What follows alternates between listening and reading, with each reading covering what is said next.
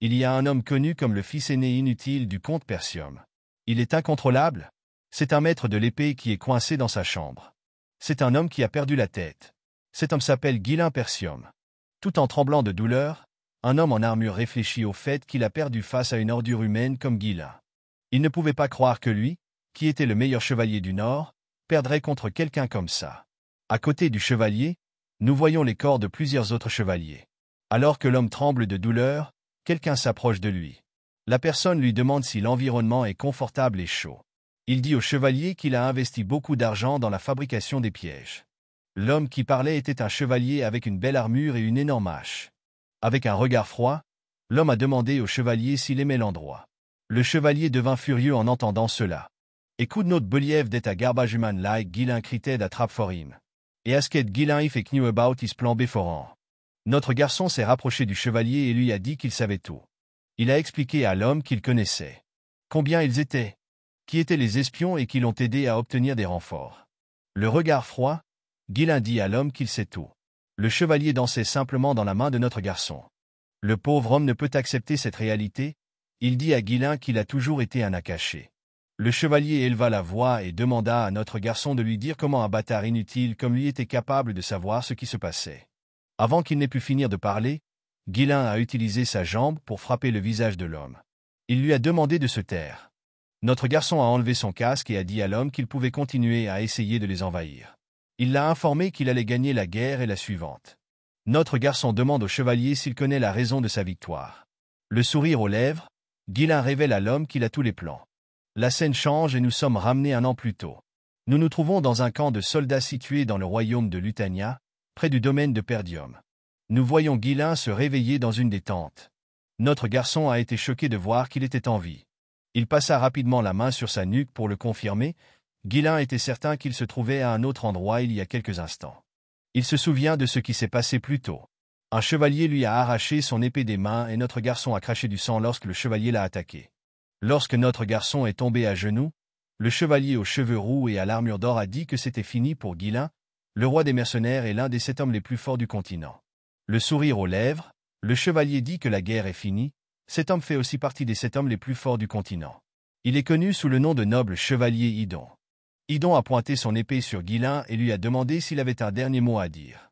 Notre garçon dit à l'homme qu'il regrette simplement de ne pas avoir pu accomplir sa vengeance. Tout en respirant bruyamment, Ghislain lui dit qu'il espère qu'il va mourir. Idon a souri en entendant cela. Il a traité notre garçon de bâtard arrogant. Il a informé Ghislain qu'il ne s'attendait pas à ce qu'il soit le fils aîné de la famille Persium déchue. Il a rappelé à notre garçon qu'il avait quitté sa famille après la mort de sa sœur. Ghislain a été surpris d'entendre cela. Il demande à Idon de lui dire comment il sait cela alors qu'il vient d'un autre royaume. Le noble chevalier demande à notre garçon de ne pas être surpris. Il lui révèle qu'il en sait beaucoup sur lui car il s'est jadis démené pour le retrouver. Avec un sourire diabolique, Idon révèle à Ghislain que ce sont eux qui ont travaillé avec la famille Delphine pour faire tomber sa famille. Notre garçon a été choqué d'entendre cela. Il y a eu d'autres personnes impliquées dans la chute de sa maison, en dehors de la maison du duc Delphine. Idon approche son épée du cou de Ghislain et lui dit qu'il n'a pas besoin d'en savoir plus puisqu'il va mourir de toute façon. Il a demandé à notre garçon d'accepter son destin. Ghislain a été contrarié d'entendre cela. Il lui dit qu'il ne lui pardonnera jamais. Idon n'en a cure, il décapite Ghislain d'un seul coup. La scène change et nous sommes ramenés au présent. Ghislain s'est approché d'un tonneau contenant de l'eau. Il voulait voir si sa tête était toujours sur son cou. Notre garçon ne comprenait pas ce qui se passait, il se demandait s'il n'avait pas des hallucinations. Il a remarqué qu'il était beaucoup plus jeune. Ghislain regarda autour de lui. Il se demandait s'il n'avait pas été fait prisonnier et utilisé comme rat de laboratoire par des mages. Notre garçon s'était promis de faire regretter à ces salauds arrogants de l'avoir gardé en vie. En regardant autour de lui, notre garçon aperçoit une épée posée à côté d'un tonneau. Alors qu'il réfléchit, il entend quelqu'un l'appeler jeune maître. La personne est entrée dans sa tente et lui a demandé de sortir. Il lui dit qu'il sait qu'il est réveillé. Cet homme est un soldat qui appartient à la famille Persium. Il s'appelle Ricardo. Avant que le soldat ne puisse faire un pas de plus, Ghislain apparut derrière lui et lui planta une épée dans le cou. L'homme est choqué. Avec un ton sérieux dans la voix, notre garçon informe l'homme qu'il le laissera partir s'il répond correctement à ses questions. Ricardo a qualifié Ghislain de jeune maître et lui a dit qu'il dépassait les bornes. Notre garçon a été surpris de voir à quel point l'homme parlait avec désinvolture. Il ne s'attendait pas à ce que l'homme ait une réaction aussi bizarre lorsqu'il est menacé. Ghislain demande au soldat de lui dire de quoi il parle. Ricardo a repoussé Ghislain et lui a révélé qu'il s'était fatigué à cause de sa crise de colère de tout à l'heure et qu'il s'était endormi. Notre garçon a été surpris d'entendre cela. Tout en se touchant le cou, Ricardo demande à son maître s'il a tout oublié après avoir dormi. Il rappelle à Ghislain qu'il a piqué une colère en voulant commander le groupe pour attaquer les ors. Ghislain ne comprend pas ce que dit l'homme. Il a demandé à l'homme d'arrêter de dire des bêtises. Ricardo a pris un sac et a demandé à notre garçon de préparer ses affaires. Il lui a expliqué que des gens attendaient. D'un air nerveux, Ghislain demande aux soldats de lui dire où ils vont. Ricardo passe devant notre garçon et lui dit qu'ils vont au domaine de Persium. Ghislain a été choqué d'entendre cela. Il se retourne rapidement et attrape l'homme. Il lui demande de répéter ce qu'il a dit. Ghislain demande à Ricardo s'il parle du domaine Persium déchu. La scène change et nous voyons notre garçon à l'extérieur. Au sommet d'une falaise, Ghislain regarde son domaine de loin. Notre garçon était certain qu'il s'agissait du domaine de Persium. Il ne comprenait pas pourquoi elle avait l'air en bon état. Il se souvint qu'il avait été réduit en cendres la dernière fois qu'il l'avait vu. Ricardo se rapprocha de son maître et lui demanda s'il avait fait un cauchemar. Il n'arrivait pas à croire que Ghislain puisse traiter sa maison de déchu. Il a dit à notre garçon que le comte le mettrait à la porte s'il entendait cela. Notre garçon n'était pas encore convaincu que tout était réel. Il croyait qu'il rêvait. Il s'est pincé la joue pour vérifier s'il rêvait. En voyant qu'il pouvait ressentir la douleur, Ghislain a compris que tout était réel. Le fait qu'il ait un visage plus jeune et qu'il soit plus jeune que les autres est une bonne chose. Son patrimoine était dans sa forme originale. Notre garçon a pu en déduire qu'il était retourné dans le passé. Le jeune homme de notre fils en voulait à son foyer. L'immaturité née de ce sentiment d'infériorité lui a causé des ennuis. Au fil du temps, de plus en plus de membres de la famille l'évitent. Ghislain n'a pas supporté les critiques et s'est enfui de chez lui. Quelques années plus tard, notre garçon est devenu mercenaire.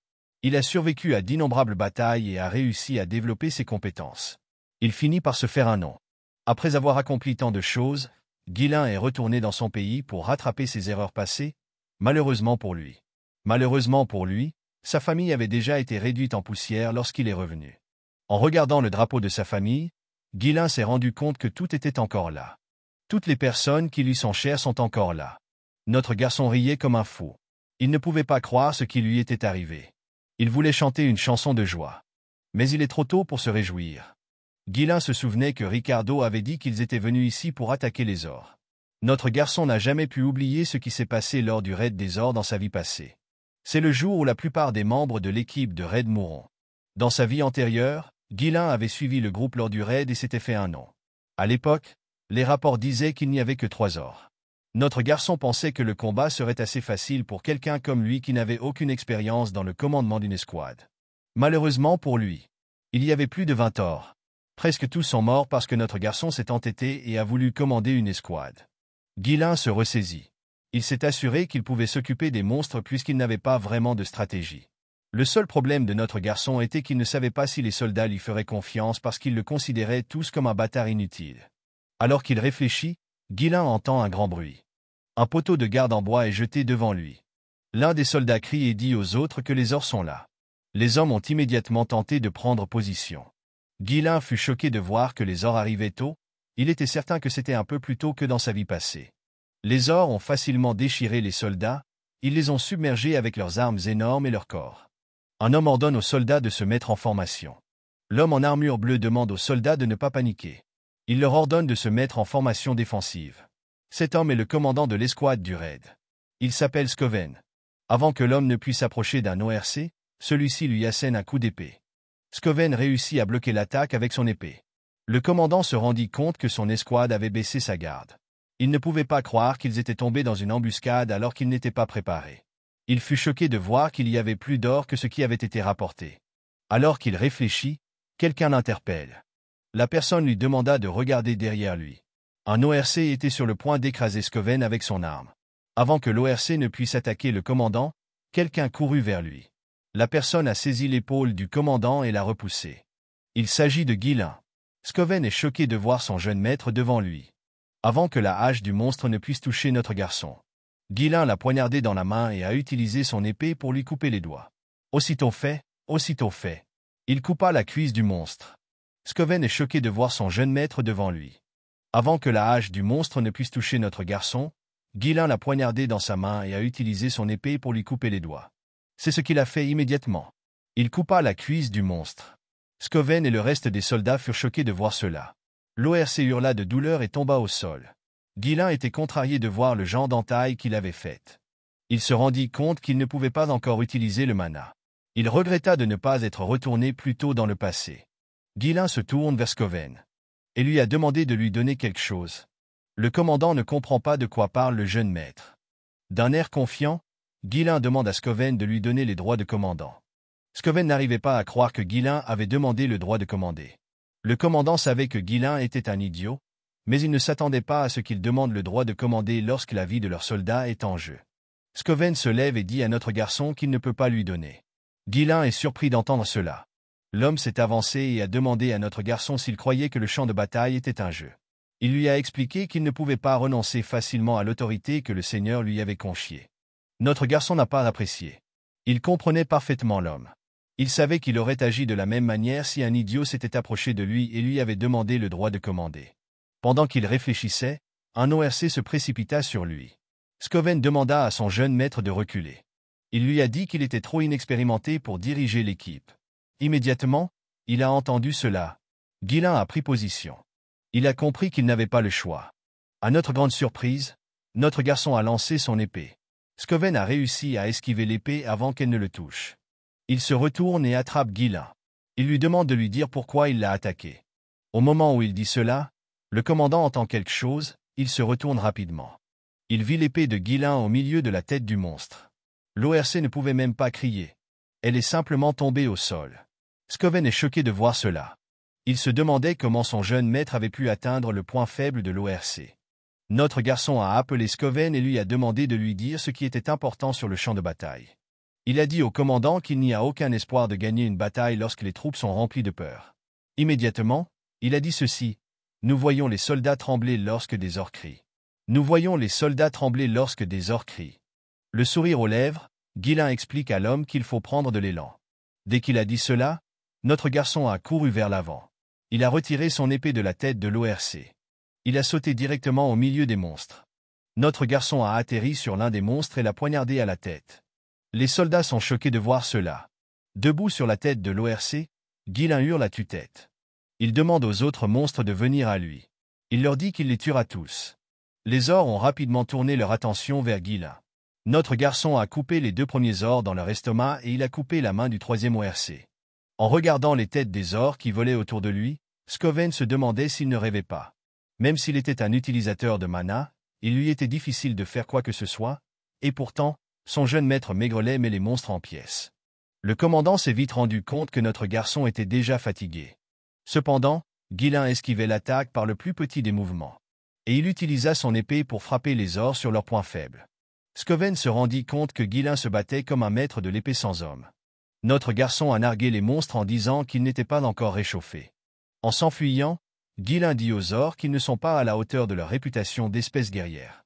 Ricardo a été choqué de voir tous les ors charger son maître.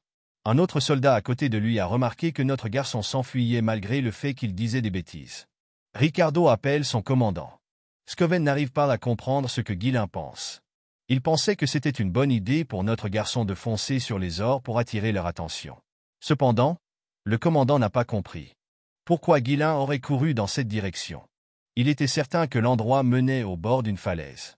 Dès qu'il a pensé à cela, Scoven a réalisé quelque chose. Il a compris les intentions de notre garçon.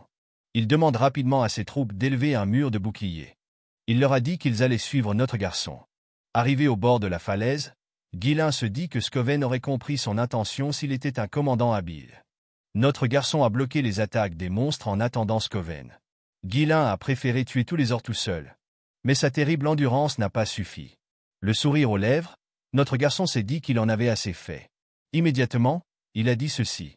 Les ors entendirent quelqu'un venir vers eux par derrière. Lorsqu'ils se retournèrent, ils virent le commandant et le reste des soldats former un mur de boucliers.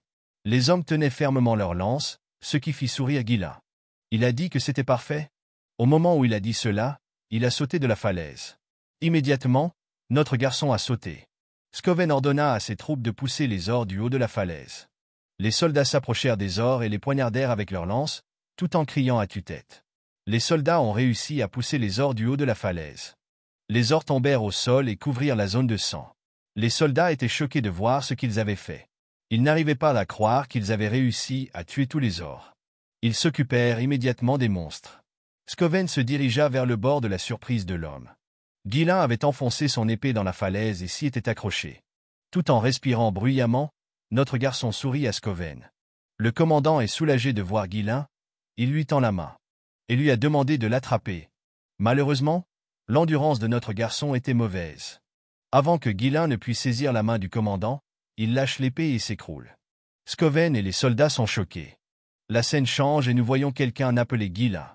Notre garçon a immédiatement reconnu cette voix, il a appelé la jeune fille qui s'appelle Elena. Notre garçon se souvient que la fille a pleuré à la mort de leur mère. Comment elle le remerciait de l'avoir aidé. Il s'est également souvenu que sa sœur lui avait dit qu'elle le détestait. Ghislain est surpris de voir des souvenirs d'Elena. Pendant qu'il réfléchissait, quelqu'un l'a attrapé. La personne s'avère être Elena. La petite fille dit à son frère qu'elle veut partir avec lui. Dès qu'il a entendu cela, Ghislain a ouvert les yeux. Il s'est vu dans une pièce, il y avait un linge sur sa tête. Ghislain est heureux de voir que les soldats ont réussi à le sauver. Il se demande pourquoi il a fait un rêve aussi bizarre. Au moment où notre garçon a relevé la tête, il a ressenti une douleur dans tout le corps. Ghislain s'est rendu compte qu'il souffrait des conséquences d'avoir poussé son corps à la limite. Tandis que notre garçon tremblait de douleur, quelqu'un entre dans la pièce. Une servante aux cheveux blancs était heureuse de voir notre garçon réveillé. Ghislain a été choqué de voir la femme qui s'appelle Belinda. La servante pose le seau qu'elle tient sur la table et dit à son maître qu'elle est très inquiète pour lui. Elle rappelle à Ghislain qu'elle lui a dit de laisser les soldats s'occuper de tout. À la surprise de Belinda, Ghislain se précipite pour la serrer dans ses bras. La femme a été choquée de voir cela et a demandé à son maître si elle l'avait offensé. Notre garçon a répondu à la femme qu'il était simplement heureux de la voir. Belinda était la tutrice personnelle de Ghislain. Depuis qu'il est tout petit, Belinda est la seule à rester à ses côtés malgré ses bêtises. Cependant, après la chute de la famille Persium, Belinda a disparu. Notre garçon n'a plus été en mesure de la revoir. Belinda a demandé à son maître de lui dire pourquoi il est heureux lorsqu'il se voit tous les jours. Ghislain pensait qu'il devait dire la vérité à sa femme de chambre. Il demande à la femme de l'écouter attentivement. Il lui révèle qu'une catastrophe va bientôt frapper leur famille. La servante demande à son maître de lui expliquer ce qu'il veut dire. Avec un air sérieux, Ghislain dit à la femme qu'il est mort et revenu à la vie. La servante rit et dit à son maître qu'elle sait que les ors ont failli le tuer. Notre garçon lui a répondu qu'il ne parlait pas de cela. Belinda lui explique que c'est lui qui est en danger et non la famille. Alors que la servante mettait en garde notre garçon, il s'est rendu compte qu'elle ne le croyait pas. Belinda a demandé à son maître de lui dire ce qu'il aurait fait s'il avait été trop blessé pour se rendre au festival. Ghislain a été surpris d'entendre cela. Belinda demande à son maître s'il a oublié. Elle lui rappelle qu'Elena a attendu ce jour pour aller à la fête avec lui. Elle a expliqué à son maître que c'était une excellente occasion pour lui et sa sœur de se rapprocher à nouveau l'un de l'autre. En regardant une photo de lui et de sa sœur, Ghislain s'est souvenu qu'un festival avait toujours lieu à cette période de l'année. Dans sa vie antérieure, Ghislain n'a pas eu le temps de profiter de la fête à cause de son expérience traumatisante. Notre garçon a demandé à sa bonne de lui dire quand le festival commencerait. Belinda a dit à son maître que cela commencerait la semaine prochaine. Dans une semaine est le jour où la vie de Ghislain a basculé. Alors qu'il réfléchit, quelqu'un entre dans sa chambre. Le jour de la fête, Ghislain a eu un souvenir qui continue à le hanter. Dans une semaine, sa sœur va mourir, la personne qui est entrée dans la chambre s'avère être Elena. Ghislain s'est précipité pour serrer sa petite sœur dans ses bras. Belinda a été choquée de voir cela. Elena est choquée de voir ce que son frère a fait, elle lui demande de lui dire ce qu'il fait. Notre garçon a dit à sa sœur qu'elle lui manquait. Elena a repoussé son frère en entendant cela, elle lui a dit qu'il lui faisait peur. Ghislain fut choqué de voir comment sa sœur le repoussait facilement, il ne savait pas qu'Elena était si forte. Tout en époussetant ses vêtements, Elena informe son frère qu'elle est venue le voir parce que Belinda lui a demandé d'être là, elle lui demande de lui dire à quel genre de jeu il joue, elle demande à son frère s'il croit que cela va arranger les choses, Ghislain demande à sa sœur de lui dire de quoi elle parle. Elena rappelle à son frère qu'il lui a demandé de dégager parce qu'il est ennuyeux, il lui dit qu'il est dégoûté rien qu'en sentant son haleine. Ghislain est choqué d'apprendre qu'il a dit cela à Elena. Notre garçon s'est souvenu qu'il n'était pas la personne la plus proche de sa sœur dans sa vie antérieure, il était en fait une vraie merde. Ghislain s'est excusé auprès de sa sœur pour son comportement. Belinda est choquée de voir que son maître s'est d'abord excusé.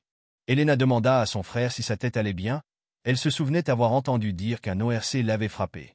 Ils se demandaient pourquoi il continuait à dire que c'était lui qui avait été frappé. Il leur a dit que c'était lui qui avait tué les monstres. Au moment où il dit cela, Ghislain ressent une grande douleur dans son corps. Notre garçon tomba au sol, et Helena dit à son frère, avec un sourire arrogant, qu'il était revenu inconscient après avoir attrapé les ors. La servante et Helena ont ri en voyant les tremblements de Ghislain. Notre garçon a été surpris de les voir rire tous les deux. Il est heureux de constater que tout le monde agit exactement comme il s'en souvient. Ghislain se demande pourquoi son moi du passé a perdu autant de temps pour des choses inutiles. Dans le festival qui aura lieu la semaine prochaine, Ghislain a rejeté la proposition d'Helena d'y aller ensemble. Il lui a dit que les choses qui se sont passées dans le raid l'ont contrarié. C'est la dernière fois que notre garçon a vu sa sœur. Le corps d'Helena a été retrouvé déchiqueté avec ses gardes du corps. Ghislain est contrarié de ne pas avoir accompagné sa sœur. Pendant qu'il réfléchit, quelqu'un frappe à sa porte. Deux hommes en armure ouvrent la porte, ce sont les gardes du corps d'Helena, ils s'appellent Jamal et Philippe. Jamal informe sa maîtresse qu'ils l'attendent, Helena demande aux hommes si quelque chose ne va pas, elle leur rappelle qu'elle leur a demandé d'attendre dehors. Jamal s'excuse auprès d'Helena, il lui révèle que les domestiques lui ont demandé de superviser leur travail sur les fournitures du festival. Ghislain est surpris d'entendre cela, il demande à l'homme de lui dire pourquoi les servantes demanderaient à Helena de faire une telle chose. Belinda dit à son maître qu'il ne sait rien parce qu'il passe ses journées à paresser, elle informe Ghislain qu'il y a une pénurie d'ouvriers au Perdium et que même la jeune femme doit travailler. Notre garçon est surpris d'entendre cela. Il ne pouvait pas croire qu'il manquait réellement de travailleurs. Bien sûr, il était impossible pour notre garçon de savoir quoi que ce soit à ce sujet parce qu'il ne s'est jamais soucié de ce genre de choses dans le passé. Helena a dit à son frère qu'elle devait partir, dès qu'elle s'est retournée. Ghislain lui a dit qu'il voulait aussi l'aider. Helena a été choquée d'entendre cela. Belinda ne pouvait pas croire que son maître s'était porté volontaire tout seul. Helena se demandait si son frère avait vraiment reçu un coup sur la tête. Dans la ville, nous voyons des serviteurs qui organisent et préparent la fête. Les habitants de la ville ont entendu Helena chasser son frère. La jeune fille a informé Ghislain que les gens seraient trop effrayés pour travailler avec lui dans les environs. Notre garçon a demandé à sa sœur si c'était ainsi qu'elle traitait les personnes qui voulaient l'aider. La jeune fille lui a répondu que la meilleure façon d'aider était de rester en dehors de leur chemin. Alors que sa sœur le repoussait, Ghislain s'est souvenu que son corps avait été retrouvé près des bidonvilles, loin de l'enceinte du festival. Notre garçon pense que quelqu'un a dû appeler Helena là-bas ou la déplacer de force. Pour éviter cela, Ghislain s'est rendu compte qu'il devait connaître les tenants et les aboutissants du château. Alors qu'Helena s'efforçait d'éloigner son frère, un soldat s'est précipité sur lui. L'homme a appelé Ghislain son seigneur, notre garçon a immédiatement reconnu cette voix. Il fut surpris de voir le vieux soldat, il l'appelait le vieux Fergus, tout en respirant fortement, Fergus nettoya sa sueur, il était soulagé de voir que son maître allait bien. L'homme a attrapé notre garçon et s'est présenté comme un humble serviteur, il lui a dit qu'il avait couru vers lui, qu'il avait immédiatement entendu les nouvelles concernant les ors. Notre garçon a dit à l'homme que tout le monde pouvait arrêter d'en parler maintenant. Helena s'est approchée de l'homme et l'a félicité pour son bon timing. Le sourire aux lèvres, la jeune fille a expliqué à l'homme que son frère agissait bizarrement depuis son réveil. Elle a supplié Fergus d'emmener Ghislain dans sa chambre. Le vieil homme a facilement accepté la demande d'Helena. Ghislain était agacé de voir que son image le gênait. Notre garçon a compris qu'il devait renoncer. Il a décidé d'en savoir plus sur le château la semaine suivante. Ghislain dit au vieil homme qu'il y a un terrain d'entraînement abandonné dans le château. Il lui demande de l'y emmener. Fergus est surpris d'entendre cela. Il demande à son maître de lui dire pourquoi il veut aller là-bas. D'un air sérieux, Ghislain informe le vieil homme qu'il veut s'entraîner. Fergus a été choqué d'entendre cela. La scène change et nous voyons notre garçon et le vieil homme arriver sur le terrain d'entraînement. Ghislain a été choqué de voir l'endroit. Il était en bien meilleur état que ce à quoi il s'attendait. Même les armes étaient en bon état. L'endroit était parfait pour que notre garçon s'entraîne. Ghislain n'a jamais vu quelque chose de semblable lorsqu'il était mercenaire. Fergus a révélé à notre garçon qu'il l'entretenait au cas où il souhaiterait utiliser l'installation. Le vieil homme dit à Ghislain qu'il a toujours cru que ce qu'il vivait n'était qu'une phase. Notre garçon s'est rendu compte que l'homme avait déjà fait cela dans sa vie antérieure. Ghislain tapote l'armure de l'homme et lui dit qu'il veut vivre longtemps. Il révèle à Fergus que mourir est horrible. Le vieil homme est surpris d'entendre cela. Il demande à son jeune maître de lui dire pourquoi il parle comme s'il avait déjà expérimenté la vie et la mort. Avec un sourire confiant sur le visage, Ghislain a félicité le vieil homme pour son intelligence. Il a expliqué à Fergus qu'il était mort et ressuscité. Fergus a dit à notre garçon qu'il n'était pas intéressé par les blagues. Ghislain a demandé au vieil homme de sortir. Il lui a dit qu'il voulait commencer l'entraînement. Fergus a incliné la tête et a informé son maître qu'il serait à l'extérieur. Notre garçon a compris qu'il avait toujours traité tous les gens autour de lui comme s'ils étaient ses ennemis. Il s'est rendu compte qu'il était trop myope. Dans le passé, il a été révélé que la personne à l'origine de la mort d'Elena se trouvait dans un territoire voisin. Grâce à cela, le père Diom a été pris dans une guerre, ce qui a conduit à sa chute. La mort d'Elena a été le point de départ de la chute de la famille. Ghislain a décidé de mettre les choses au clair dans cette vie. Pour atteindre son objectif, notre garçon savait qu'il devait améliorer son physique. Malheureusement, il n'avait pas beaucoup de temps. Pour atteindre son objectif, notre garçon savait qu'il devait améliorer son physique. Malheureusement, il n'avait pas beaucoup de temps. Il s'assit en position de lotus et commença à méditer. Le mana est une ressource surnaturelle qui permet aux humains de dépasser leurs limites. La plupart des gens disent que remarquer et absorber le mana est la partie la plus difficile. Mais notre garçon était capable de le faire facilement, même sur le champ de bataille chaotique. Il relie les particules de mana qui flottent dans l'air et les rassemble comme s'il filait une bobine. Pour quelqu'un comme lui qui avait vécu des milliers de batailles, il était assez facile de créer un noyau de mana. Ghislain n'a pas rejoint les 7 hommes les plus forts du pays avec cette seule technique. Avec la méthode du livre de magie à moitié brûlé qu'il a ramassé. Et le noyau de mana naturel des humains. Notre garçon est capable de créer un deuxième et même un troisième cœur. Il crée un maillage connecté de plusieurs cœurs. Afin de créer une force explosive, Ghislain hurla de douleur alors que le mana voyageait à travers son corps. Notre garçon cracha du sang de son nez et même de sa bouche. Il est surpris de voir qu'il n'a pu créer que 3 noyaux, alors que dans sa vie antérieure, il avait réussi à en obtenir 5. Cette méthode permet de créer une force explosive en peu de temps, mais elle nécessite en contrepartie une quantité de mana extrêmement importante. C'est la raison principale pour laquelle Ghislain a perdu contre Aidan dans sa vie passée. Le noble chevalier a amené tout un ordre de chevaliers pour se battre contre lui alors qu'il n'avait plus de mana. Notre garçon était certain qu'il aurait gagné si le combat avait été équitable. Ghislain savait que cette technique était instable, mais cela ne le dérangeait pas. Notre garçon savait qu'il avait un corps jeune et beaucoup de temps. Il s'assure que c'est lui qui décapitera Aidan cette fois-ci, avec une expression de colère sur le visage. Ghislain a promis de détruire les salauds qui ont aidé la maison de Delphine à détruire leur comté. La scène change et nous sommes transportés le jour du festival. Nous voyons Ghislain s'équiper et entrer dans l'enceinte du festival. Elena est choquée de voir son frère. Elle lui a demandé si quelque chose n'allait pas. Elle lui a rappelé qu'il n'avait jamais eu l'habitude de venir à ce genre de choses. Ghislain a expliqué à sa sœur qu'il avait besoin de venir à ce genre de choses de temps en temps, puisqu'il est également membre de la famille Persium. Elena a dit à son frère qu'il agissait bizarrement ces derniers temps. Elle lui a révélé qu'elle avait entendu dire qu'il s'était entraîné toute la semaine, avec un air nerveux sur le visage. Ghislain explique à sa sœur qu'il n'y a rien d'anormal à ce que l'héritier d'une famille de chevaliers s'entraîne. Elena rappelle à son frère qu'il ne s'est jamais préoccupé de ces choses auparavant. Elle lui a rappelé qu'il avait dit que leur père était ennuyeux et qu'il avait hâte d'être seigneur. Notre garçon a été choqué d'entendre ce qu'il a dit. Avec un sourire radieux, Elena informe son frère qu'elle aime la façon dont les choses se passent maintenant. Elle lui a dit qu'il avait l'impression d'être redevenu lui-même. Ghislain s'est rendu compte d'une chose au cours de la semaine écoulée, du fait que ses actions ont changé, sa réception et son avenir sont également en train de changer lentement. Tout en réfléchissant, notre garçon vit Belinda donner des instructions aux gardes du corps d'Elena. Elle leur demanda de trouver une solution par eux-mêmes si Ghislain causait des problèmes. Elle leur expliqua qu'il ne pouvait pas se permettre d'avoir des problèmes, surtout quand il y a beaucoup de visiteurs autour. Les 2 hommes dirent à la femme qu'elle pouvait leur faire confiance. Bien que le cours général des choses soit le même, il est difficile pour Ghislain de mesurer l'impact de ses actions sur les petits événements. En faisant bon usage des informations dont il dispose, Ghislain savait qu'il devait répondre à chaque situation de manière efficace. Notre garçon a suivi sa sœur pendant le festival. Il a observé attentivement son environnement pour voir si quelqu'un agissait de manière suspecte, après s'être déplacé pendant un certain temps. Elena s'est assise. Elle a dit à son frère qu'elle avait un peu apprécié le festival. Elle lui a expliqué que c'était un peu ennuyeux d'avoir la même chose chaque année. Elle se demandait s'il n'y avait rien de nouveau cette année. Ghislain trouve étrange que rien ne soit arrivé à sa sœur alors que le festival est presque terminé. Il se demande si c'est parce qu'il est avec sa sœur. Pendant qu'il réfléchit, quelqu'un demande à Elena si elle veut visiter d'autres régions. Cette personne s'avère être un soldat. Le soldat explique à la jeune fille que son ami lui a dit qu'il y avait de nouveaux événements ailleurs. Il demande à la jeune fille si elle veut bien venir avec lui. Elena est surprise de l'entendre. Elle a pris la main du soldat et lui a dit que les événements devaient être amusants.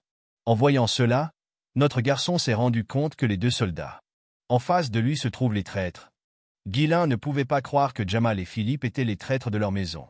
Les gardes du corps d'Elena étaient les chevaliers les plus fiables du fief. car il protégeait Helena depuis qu'elle était une petite fille. On sait qu'ils ont été assassinés alors qu'il la protégeait dans le passé. Avec un sourire aux lèvres, Jamal a accueilli sa maîtresse à l'événement, à la grande surprise de la jeune fille. Il n'y avait personne. Helena ne comprend pas ce qui se passe, elle demande à Jamal s'il va vraiment y avoir un événement dans un endroit aussi sale.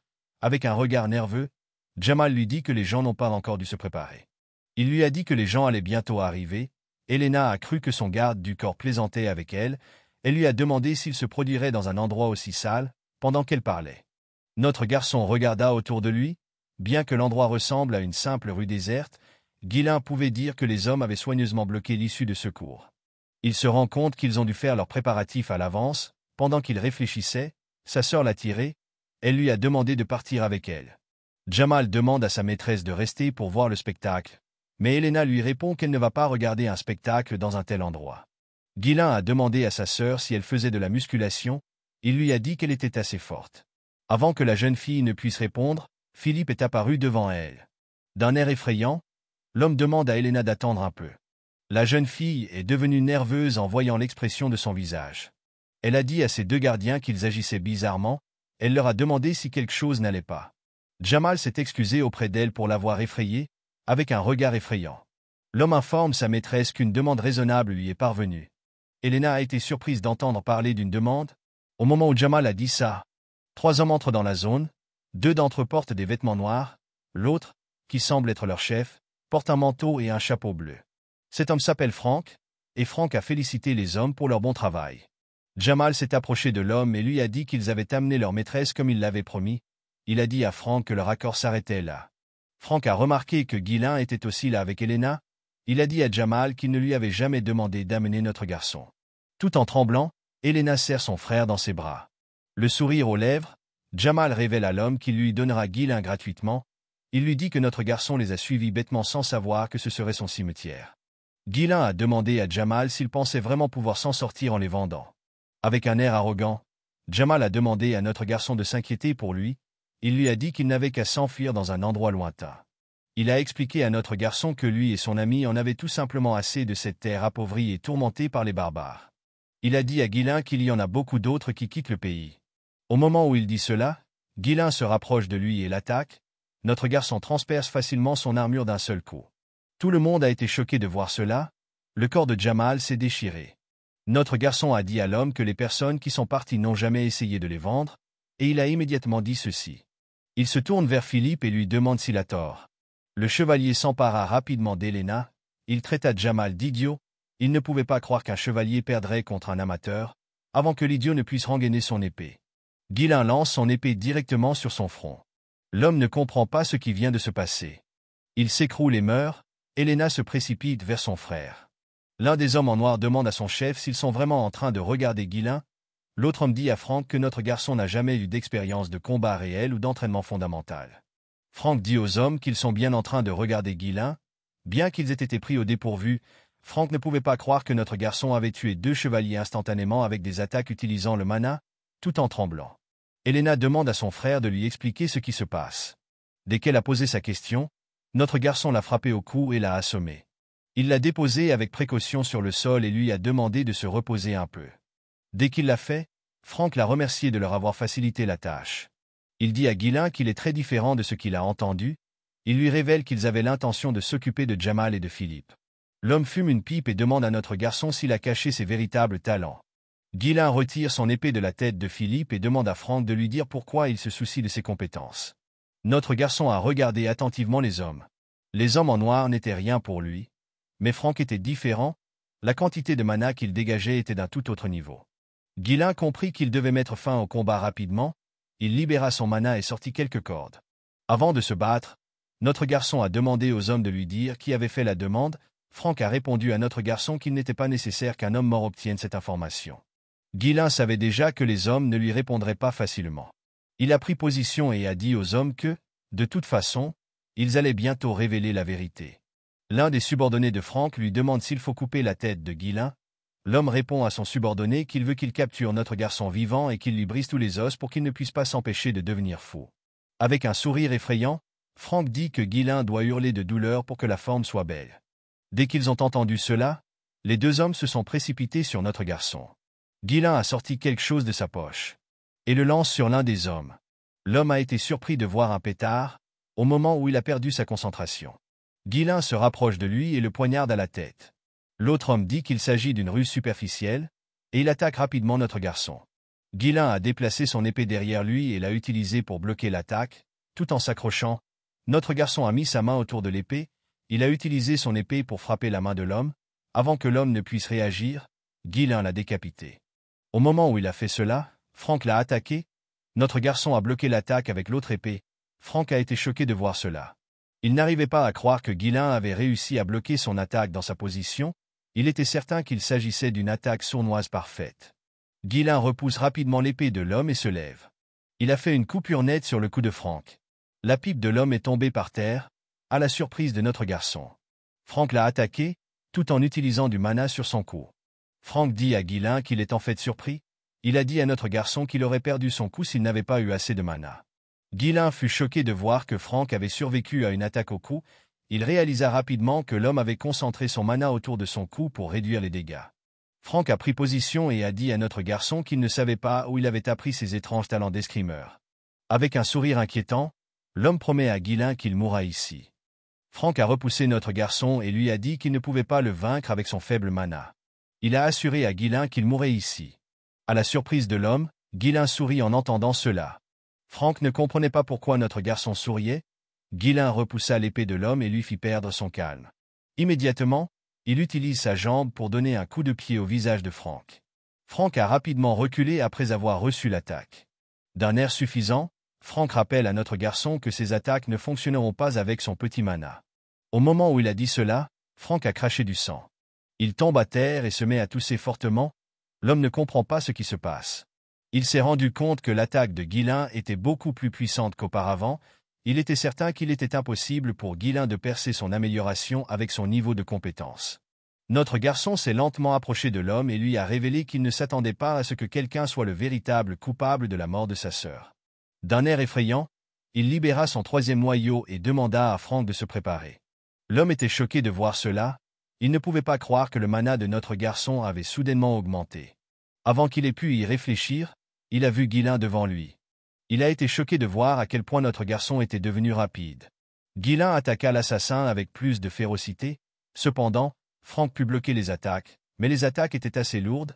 Guilain ne se retenait pas. Franck ne comprenait pas ce qui se passait. Ses mains s'engourdissaient à force de bloquer les attaques de notre garçon, tout en regardant son épée presque en ruine. L'homme se rappela qu'il y a généralement un effet limité lorsque quelqu'un tire beaucoup de mana, mais ce n'était pas le cas de Guilain. Franck n'avait jamais entendu parler d'une méthode permettant d'augmenter le mana de façon aussi explosive. C'était comme si notre garçon était devenu une personne différente. Pendant que Franck essayait de reprendre sa position, Guilain a utilisé son épée pour écraser l'arme de l'homme. Immédiatement après, il frappa lourdement le corps de l'homme. Il serra les dents et enfonça son épée dans le corps de Franck, qui hurla de douleur. Avant qu'il ne puisse continuer à crier, Guilain a posé sa main sur sa gorge et l'a poussé contre le mur, tout en s'accrochant à son épée. Notre garçon dit à l'homme qu'ils doivent poursuivre leur conversation de tout à l'heure. Il a demandé à Franck de lui dire qui avait demandé l'assassinat. L'homme ne se soucie pas de répondre à Guilain, il sort une petite lame. The man doesn't bother to answer Guilain, et pull out a small blade. Avant que l'homme ne puisse lancer sa lame, des cordes ont saisi sa main, c'est notre garçon qui a enlevé les cordes. Il demanda à l'homme de conclure un accord avec lui. Le regard froid, Guilain demande à l'homme de ne pas faire de bêtises. Il lui dit qu'il va remettre son épée au fourreau. Franck fut choqué de voir que les fils avaient été créés avec du mana. Il ne savait pas quand notre garçon avait eu le temps de créer une telle chose. Guilain a enfoncé son épée plus profondément dans le corps de l'homme. Il lui a dit que quelqu'un de son niveau devrait être capable de réparer cette blessure. Avec un ton horrifié dans la voix, notre garçon a dit à Franck que son niveau n'aura plus d'importance lorsque son noyau de mana sera détruit. L'assassin a été choqué d'entendre cela. Quand il a regardé vers le bas, il a vu l'épée de notre garçon briller. Il a immédiatement commencé à crier. Il sent son mana se disperser. Franck hurle sur Guilain et lui demande s'il a perdu la tête. Il lui dit que le reflux pourrait provoquer une explosion et souffler toute la zone. Il demande à Guilain s'il a l'intention de s'autodétruire.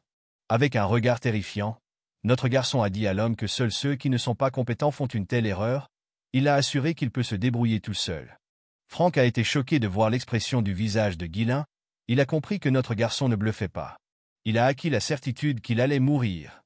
En hurlant à tue-tête, Frank révèle à notre garçon qu'il est envoyé par le comte Desmond. Selon lui, le comte avait besoin d'une raison pour déclencher une guerre contre les familles Persium et de Gar. Notre garçon a été surpris d'apprendre qu'il s'agissait du comte. Dans la vie antérieure de Guillain, ce genre de travail était laissé aux familles alliées à la famille du duc. Notre garçon fut contrarié de voir que le duc Delphine avait orchestré le tout sans y être impliqué. Guillain a demandé à Frank si c'était la raison pour laquelle il voulait tuer sa sœur. L'homme a répondu à notre garçon qu'il avait raison. Aussitôt qu'il a répondu, notre garçon lui a enfoncé son épée dans le corps. Frank a craché un peu de sang. Et rappelle à Guillain qu'il a promis de ranger son épée. Notre garçon a souri en entendant cela. Il a demandé à l'homme de lui dire pourquoi il a peur alors qu'il a aussi tué beaucoup de gens. Frank s'est mis à rire en entendant cela. Notre garçon était surpris de voir cela. L'homme s'est rapproché de Guillain et lui a révélé que rien ne changerait même s'il mourait. Il a dit à notre garçon qu'il avait déjà terminé le travail de la famille de Gar. Il a demandé à notre garçon si les gens écouteraient un voyou comme lui. Il lui assure que Persium périra dans la guerre. Au moment où il dit cela, Guillain lui attrape la tête et la pousse contre le mur. Le sourire aux lèvres, notre garçon a raconté à l'homme qu'il renaissait après sa mort. Il lui a assuré que les choses seraient différentes cette fois-ci. Aussitôt dit, son épée se mit à briller plus fort. Frank leva la tête et cria. L'homme fit jaillir son énergie par la bouche. Il a explosé lorsqu'il a atteint le ciel. Il ressemblait à un feu d'artifice. Au moment où il a fait cela, il est tombé sur le sol et est mort, tout en respirant fortement. Notre garçon a regardé autour de lui. Il a vu les cadavres sur le sol. Il fixe le corps inconscient de sa sœur, après s'être assuré qu'il n'y avait personne à côté de lui. Guillain jeta son épée au sol. Il prit une grande inspiration et tomba au sol.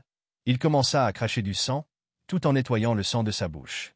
Notre garçon a dit qu'il était très facile pour lui d'exploser 3 noyaux lorsqu'il était le roi des mercenaires.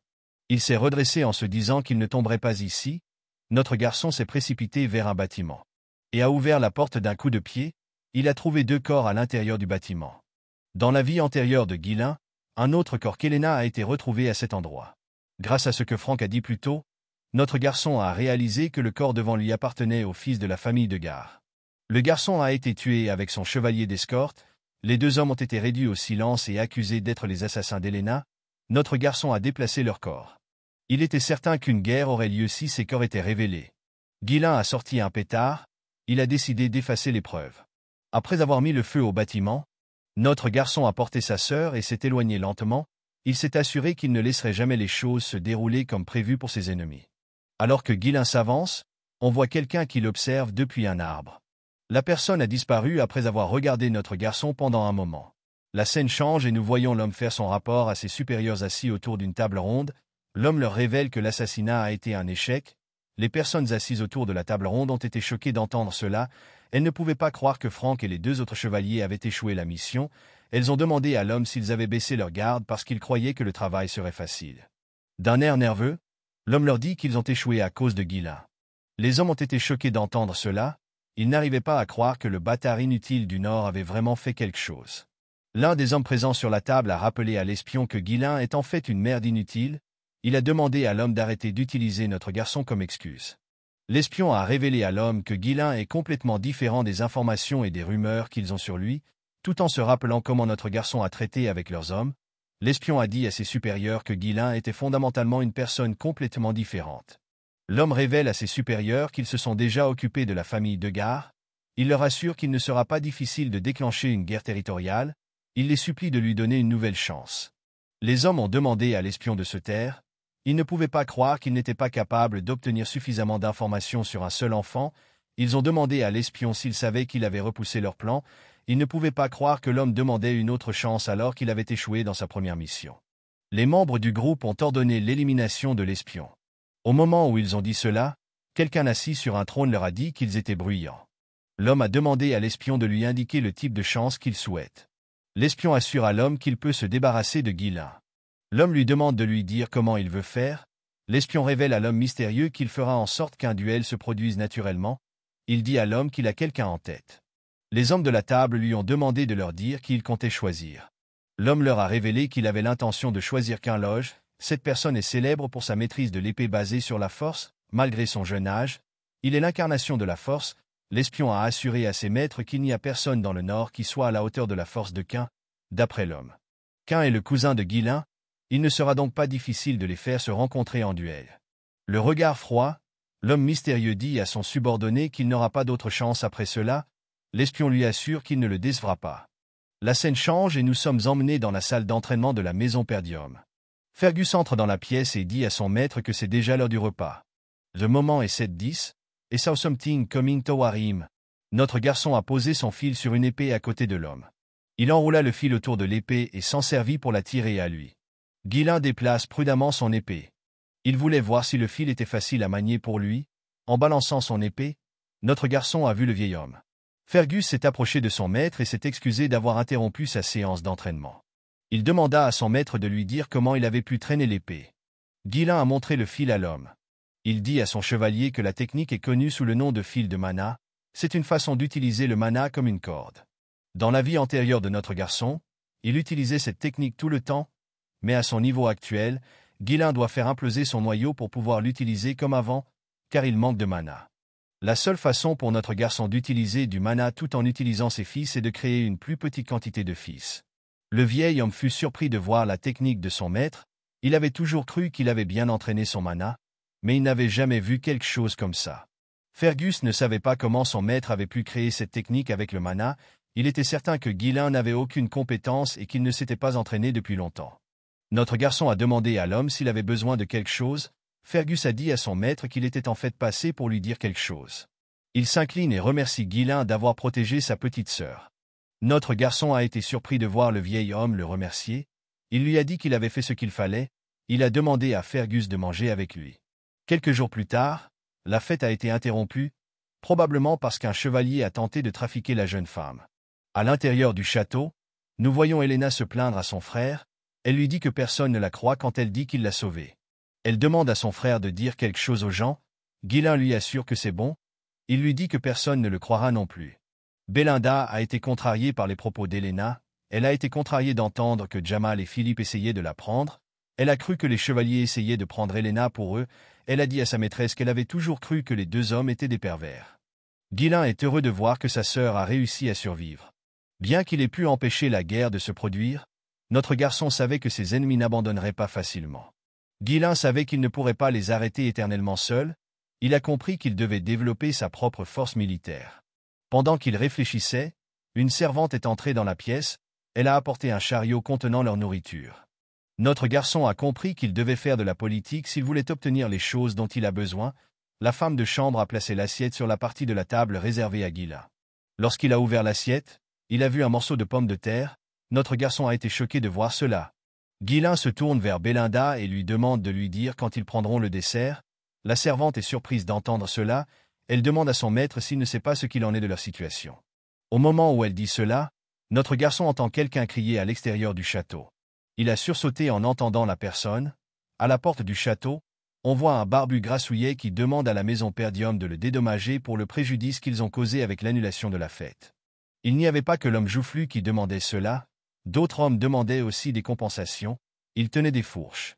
Ils ont demandé à Ghislain et à sa sœur de sortir. Ils leur ont demandé d'arrêter de gaspiller leur argent. Les gardiens ont supplié les hommes de se calmer. Notre garçon a regardé par la fenêtre pour voir ce qui se passait. Il ne comprenait pas ce qui se passait. Belinda a dit à son maître qu'elle savait que cela arriverait. Elle a révélé à Ghislain que leur comté est rempli de marchands qui vivent des bénéfices du festival, bénéfices qui leur ont suffi l'année dernière. Cependant, comme le festival a été annulé après une seule journée, il faut s'attendre à ce que les commerçants soient en colère. Ghislain est choqué d'entendre cela. Il ne s'attendait pas à ce que le comté soit dans une telle situation. Notre garçon s'est détourné de la fenêtre. Il a compris qu'il devait arrêter les marchands. Il est certain qu'ils deviendront plus agressifs s'il ne fait rien. Ghislain demande à Fergus de lui dire ce que font les soldats. Il lui demande d'envoyer les soldats en bas pour calmer la foule. Fergus révèle à notre garçon qu'ils n'ont pas de soldats. Ghislain n'en croit pas ses oreilles. Le vieil homme explique à notre garçon que la plupart de leurs soldats ont été envoyés dans la forêt des monstres pour être reconstruits à cause du raid des ors. Ghislain est agacé d'entendre cela. Le Perdium est éternellement en guerre à cause des barbares du nord. De l'autre côté du comté se trouve la forêt des monstres. Les monstres peuvent venir de cet endroit à n'importe quel moment. Ghislain n'arrive pas à croire qu'ils n'ont ni argent ni soldats. Il a déplacé Belinda sur le côté et lui a dit qu'il fallait qu'il parte. Il rappelle à la femme de chambre que c'est elle qui gère son argent. Il lui demande d'utiliser son argent pour calmer les marchands. D'un air surpris, Belinda dit à son maître qu'il n'a plus d'argent. Notre garçon lui a demandé de lui en donner la raison. La servante a rappelé à son maître que le comte lui avait coupé les vivres parce qu'il avait l'habitude de dépenser l'argent comme de l'eau. Ghislain ne pouvait pas croire qu'il était fauché. Il demande à Belinda de lui prêter de l'argent. La servante répond à son maître qu'elle n'a pas d'argent liquide. La scène change et nous voyons Ghislain regarder la ville à travers sa fenêtre. Notre garçon ne pouvait pas croire que sa famille était dans une situation si terrible. Il s'interrogeait sur ce qu'ils avaient réellement. Notre garçon savait qu'il ne pouvait rien faire s'il n'avait pas d'argent. Même s'il avait une connaissance de l'avenir, cela n'avait pas d'importance sans argent. Ghislain a réalisé qu'il devait d'abord obtenir de l'argent. Il s'est demandé s'il y avait quelque chose sur le domaine qui pourrait changer sa situation, pendant qu'il réfléchissait. Ricardo fait irruption dans sa chambre. Notre garçon est surpris de voir le soldat respirer bruyamment. Il lui demande de lui expliquer pourquoi il est pressé. D'un air inquiet, Ricardo révèle à son maître qu'il y a un problème. Il lui dit que Caïn veut le voir. Ghislain est choqué d'entendre cela. La scène se déplace à nouveau. Et nous voyons Scoven respirer fortement. Le visage de l'homme était fortement meurtri. Alors qu'il essayait de reprendre sa position, son adversaire lui a donné un violent coup de poing au visage. La personne a frappé l'homme sur son plastron. L'attaque a traversé l'armure et a endommagé le commandant sur sa poitrine, au moment où il a encaissé l'attaque. Il est tombé à terre. À l'entrée du bar, nous voyons Ghislain arriver. Notre garçon a vu le commandant tomber à terre. Scoven a appelé son jeune maître lorsqu'il l'a vu. Notre garçon a été contrarié de voir cela. Cain a accueilli Ghislain. Quand notre garçon a levé la tête, il a vu un grand garçon devant lui. C'est avec le sourire que Cain salue son cousin. Ghislain regarde attentivement Cain. Il s'est immédiatement souvenu du visage du garçon. Cain est l'héritier du comté de Loges, un comté avec lequel sa famille a conclu une alliance à l'heure actuelle. Cain était le seul ami et l'ennemi de Ghislain. Alors que Scoven tremble sur le sol, Cain descend les escaliers. Ghislain a demandé à Ricardo de lui expliquer la situation, selon le soldat. Le commandant et lui sont venus à la taverne parce qu'ils ont entendu parler de troubles. Lorsqu'ils sont arrivés à la taverne, ils ont trouvé Cain avec son chevalier d'escorte. Le garçon arrogant les a reconnus et leur a demandé si les rumeurs concernant Ghislain étaient vraies. Scoven explique au garçon les détails de la rumeur. Avant que l'homme n'ait pu finir de parler, Cain lui a saisi la bouche. Avec un sourire inquiétant, il demande à Scoven d'arrêter de mentir à l'héritier du comté de Loges. C'est ainsi que l'idiot a commencé à battre le commandant. Cain a demandé à Ricardo de raconter l'histoire.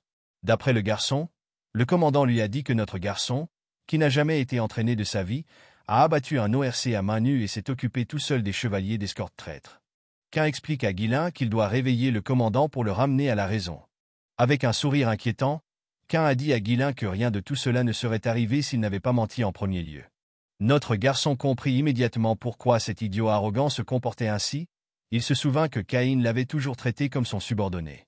Chaque fois que ce garçon arrogant se rendait à Perdium, il mettait toujours le bazar. Même après que Cain ait causé tant d'ennuis, personne ne pouvait dire quoi que ce soit parce que Ghislain était essentiellement son subordonné.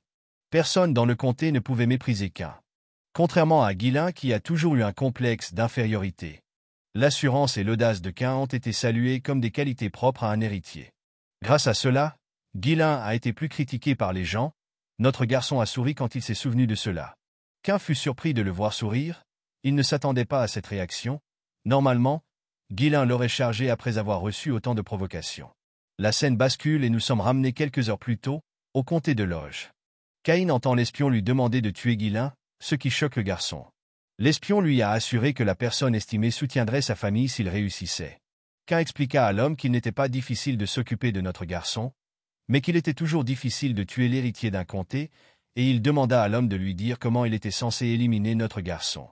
L'espion explique au garçon qu'ils peuvent attirer Ghislain dans un duel et faire croire à un malheureux accident. Cela ressemblera à une banale dispute entre héritiers. L'homme révèle à Caïn qu'il l'accompagnera déguisé en chevalier d'escorte et orchestrera la situation. Il a assuré au garçon que tout irait bien, le sourire aux lèvres. L'espion a dit à Cain qu'il s'agissait d'une occasion très rare, même pour lui. Caïn ne pouvait pas croire qu'il avait la possibilité de tuer son propre cousin. Le sourire aux lèvres, le garçon dit à l'homme qu'ils doivent partir immédiatement. Actuellement, Cain se demande si la mystérieuse organisation ne veut pas se débarrasser de Ghislain parce que quelque chose a changé en lui. Le garçon a souri en pensant à cela. Il a demandé à notre garçon de lui dire ce qu'il faisait. Il s'est assis sur les marches et a demandé à Ghislain de lui dire pourquoi il est simplement debout. Il a demandé à notre garçon d'apporter la chose qu'il a préparée pour lui. Ghislain a demandé au garçon de lui dire de quoi il parle. Cain a dit à son cousin qu'il avait entendu dire que le festival avait été interrompu. Il a dit à notre garçon qu'il fallait mettre de l'ambiance et s'amuser. Il a rappelé à Guilain qu'ils sont toujours en phase quand il s'agit de ce genre de choses. D'un air effrayant, il a demandé à notre garçon s'il avait tort. Guilain n'avait pas peur du garçon. En fait, il ne savait pas de quoi il parlait. Après avoir réfléchi une minute, notre garçon a compris ce que disait son cousin. Il lui a demandé s'il parlait de quelque chose. Guilain s'est souvenu que Caïn lui faisait préparer de l'alcool et des femmes chaque fois qu'il venait ici. Notre garçon a accédé à sa demande à l'époque parce qu'il ne voulait pas que son grand cousin le batte. À cause de Cain, Guilain a dû gaspiller son précieux argent. Notre garçon s'est souvenu que Bélinda lui avait dit que son père lui avait coupé les vivres. Guilain a souri en pensant à cela. Il s'est rendu compte qu'il l'avait sous les yeux pendant tout ce temps. Il ne pouvait pas croire que sa source d'argent se trouvait juste devant lui. Pendant qu'il réfléchissait, Caïn l'a appelé. Guilain est revenu rapidement à la réalité. Caïn a demandé à son cousin de lui apporter les choses tout de suite. Il lui a dit qu'il l'attendait. Notre garçon a assuré à l'idiot qu'il l'apporterait bientôt. Avec un regard effrayant, Guilain dit à Caïn qu'il a d'abord une dette à rembourser envers lui. L'espion a été choqué de voir le regard de notre garçon. Caïn demande à Guilain de lui expliquer de quoi il parle. Le sourire aux lèvres, Guilain explique à son cousin qu'il s'est occupé de tout ce qu'il lui a demandé de préparer avec son propre argent. Il demande à Caïn de le rembourser maintenant. Il dit au garçon qu'il se contentera de 1000 pièces d'or. Caïn est choqué d'entendre cela. Il dit à notre garçon que tout ne coûte même pas 100 pièces d'or. Il a expliqué à Guilain qu'il avait dépensé son propre argent pour le remercier d'être son ami. Il a parlé de cet argent comme d'un droit d'amitié. Guilain demande à son cousin s'il est stupide. Il lui répond qu'il a toujours été son paillasson. Le sourire aux lèvres, notre garçon a demandé à son cousin de le rembourser avant qu'il ne le tabasse. Il lui a dit qu'il avait besoin de beaucoup d'argent en ce moment. Tout le monde dans la taverne a été choqué de voir comment Guilain parlait. Caïn pousse un soupir et s'est levé. Il a demandé à notre garçon s'il se montrait audacieux parce qu'il y allait doucement avec lui. Guilain, s'il croit vraiment qu'il est devenu plus fort simplement parce qu'il a répandu une fausse rumeur selon laquelle il a gagné contre le chevalier, Caïn a traité notre garçon de parasite qui se nourrit de la terre. Il lui a expliqué que tout le monde dans le Nord le traite de canaille parce qu'il ne fait que débiter des sornettes, et il a immédiatement dit ceci. Il a serré le poing et a demandé à Guilain de se ressaisir. Aussitôt dit, il a attaqué notre garçon. Guilain esquiva facilement l'attaque en se déplaçant sur le côté, ce qui étonna Caïn. Ricardo et l'espion sont également surpris. Caïn a rapidement dirigé sa main vers la tête de notre garçon. Guilain a esquivé l'attaque et s'est baissé. Il a donné un coup de poing dans les côtes de l'idiot. Caïn a été choqué de sentir la douleur de l'attaque. Guilain a tendu la main et tenta de frapper le garçon à la tête. Caïn réussit à bloquer l'attaque avec sa main. Il sourit lorsqu'il bloqua l'attaque. Notre garçon a été surpris de voir cela. Caïn tombe à genoux et hurle de douleur. L'espion se précipite rapidement aux côtés du garçon et demande à Caïn s'il va bien. Guilain demande au garçon d'arrêter de se plaindre. Il lui dit qu'il sait qu'il a bloqué l'attaque. L'espion demande à Guilain de reculer. Il lui demande de ne pas s'approcher de Caïn. Tout le monde à la taverne a été choqué de voir cela. Il ne pouvait pas croire que notre garçon avait vraiment battu Caïn. Guilain sourit en voyant cela. Il comprit immédiatement les intentions de Caïn. Caïn demande à voix basse à l'espion s'il joue bien la comédie. Caïn chuchota à l'espion si son jeu était bon. Avec un sourire sur son visage, l'homme lui répondit que son jeu était parfait. Il lui dit qu'il avait parfaitement préparé le terrain pour faire croire que la faute revenait à Guilain. Il assura à Caïn qu'il avait maintenant assez de justification pour se battre en duel avec notre garçon. L'idiot mit sa main dans sa poche. Il était certain qu'il devait obtenir le soutien de l'estimé. Il décida de laisser une impression durable. Caïn sortit un gant bleu. Il n'arrivait pas à croire qu'on lui donnait l'opportunité de couper le perdium qui est un pouvoir de chute. Il relève le gant et dit à Guilain qu'il a terni la dignité de la noblesse avec des mensonges. Il dit que notre garçon l'a attaqué simplement parce qu'il essayait de vérifier la vérité. Avant que Caïn ne puisse terminer ses mots, Guilain lui lance son gant. Il provoque son cousin en duel. Caïn était choqué de voir cela. Notre garçon a dit à l'idiot qu'il avait insulté un héritier comme lui devant son peuple et agressé son chevalier. Il lui a dit qu'il avait terni la dignité de la noblesse. Le sourire aux lèvres, Guilain demande à son cousin s'il a l'intention de nier les allégations. Caïn a souri en entendant cela. Il a toujours cru que notre garçon était stupide, mais il ne s'attendait pas à ce qu'il soit assez stupide pour creuser sa propre tombe.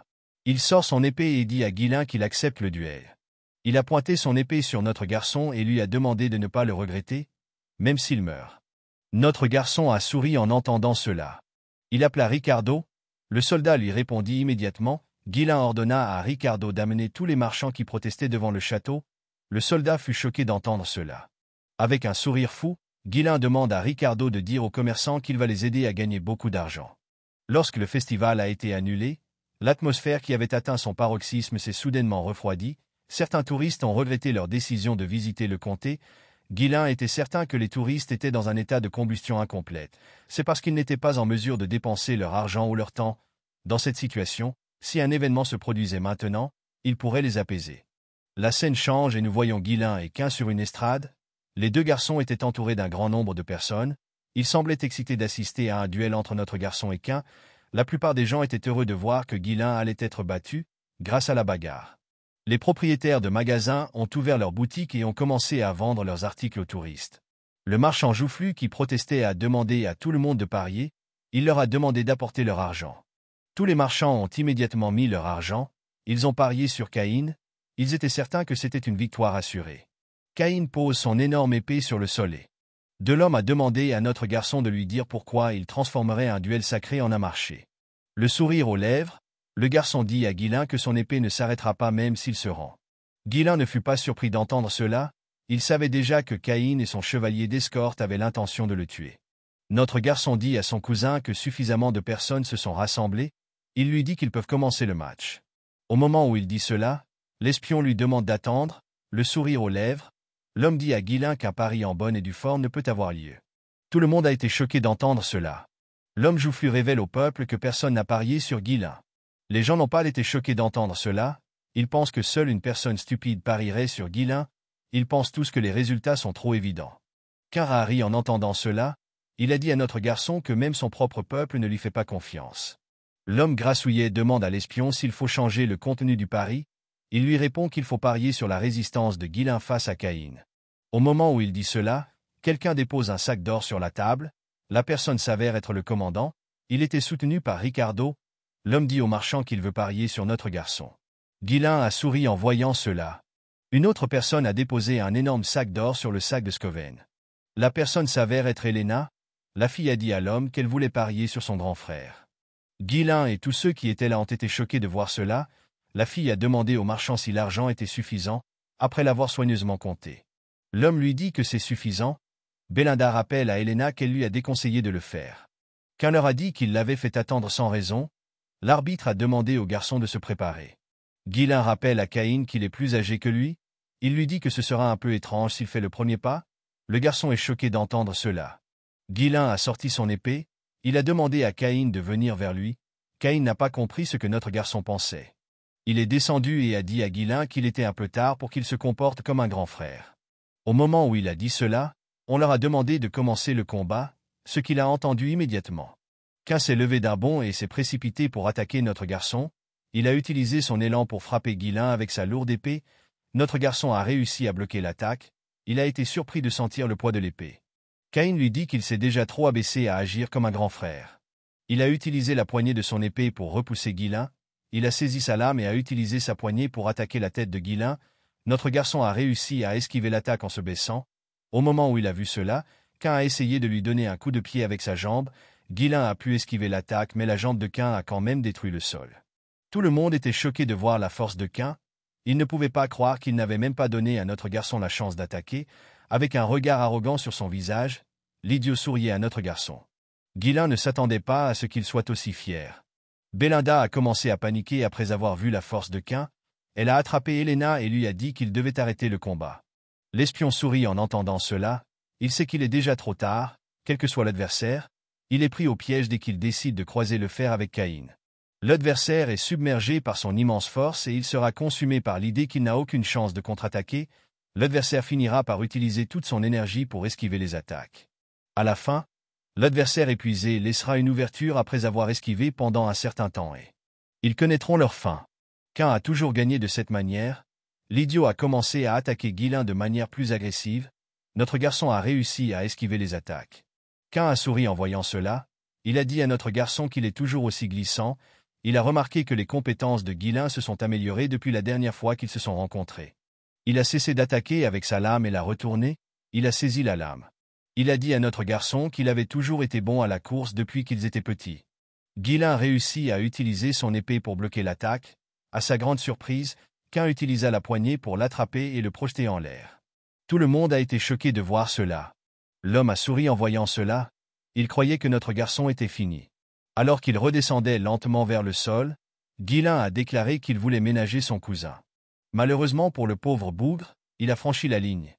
Notre garçon a rassemblé le mana dans ses jambes et a atterri avec précaution. Immédiatement il a atterri sur le sol, il a chargé sur Cain. Le garçon a été choqué de voir à quel point Guilain était rapide. Notre garçon a atterri une attaque sur son estomac. Cain a été choqué de voir cela. L'espion ne pouvait pas croire que notre garçon était revenu à un état stable en condensant le mana dans sa jambe. Guilain informa son cousin que sa maîtrise de l'épée est ignorante. Il pouvait voir que Cain se croyait le plus fort, simplement parce que son adversaire serait effrayé s'il montrait un peu de force. Notre garçon a pris position et a dit à Cain qu'il ouvrirait les yeux. Cain est contrarié d'entendre cela. Il se précipite pour l'attaquer. Guilain a utilisé sa jambe pour donner un coup de pied à l'épée du garçon afin de le repousser. Avant que l'épée ne puisse atteindre notre garçon, il a sauté et s'est déplacé sur le côté. Alors qu'il redescendait, Guilain a frappé Caïn à l'épaule jusqu'à la main. Caïn a poussé son épée en avant. Notre garçon a esquivé l'attaque en se déplaçant sur le côté. Il a ensuite utilisé sa jambe pour presser l'épée de Caïn vers le bas. Immédiatement il a coupé Caïn près de son cou. Le sang a commencé à jaillir des endroits où Guilain a frappé plus tôt. Tout le monde est choqué. La foule commence à applaudir. Personne ne s'attendait à ce que Guilain fasse preuve d'un tel niveau de compétence. Certains commencent à regretter d'avoir parié sur Cain. Helena demanda à la servante de voir de quoi elle parlait. Scoven sourit en voyant cela. Cain remarqua qu'il avait des blessures peu profondes. Il était certain que Guilain aurait pu aller plus loin s'il l'avait voulu. Il se demandait s'il l'avait fait exprès. Le garçon ne comprenait pas ce qui se passait. Il ne comprenait pas comment Guilain pouvait atteindre un tel niveau de maîtrise de l'épée. Notre garçon a jeté un coup d'œil à son cousin. Il jette son épée. Il estime que l'écart important entre leurs compétences ne permettra pas de divertir suffisamment la population. Il dit à son cousin qu'il le combattra à main nue. Cain est contrarié d'entendre cela. Guilain a expliqué au garçon qu'il voulait profiter de cette occasion pour l'éduquer. Il retrousse ses manches et annonce à Cain qu'il va l'éduquer à main nue. J'aime et je m'abonne.